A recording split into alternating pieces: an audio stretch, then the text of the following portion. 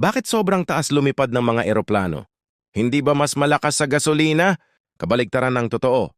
Mas nakakatipid kapag mataas ang lipad.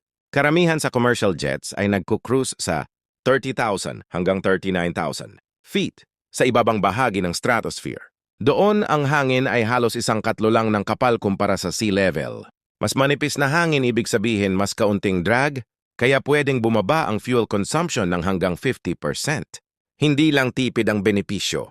Dahil manipis ang hangin, hindi gaanong hirap ang makina humigop ng hangin papasok sa kompresor. Bumababa ang stress sa engine at pwedeng humaba ang buhay ng blades ng 2 hanggang part na taon.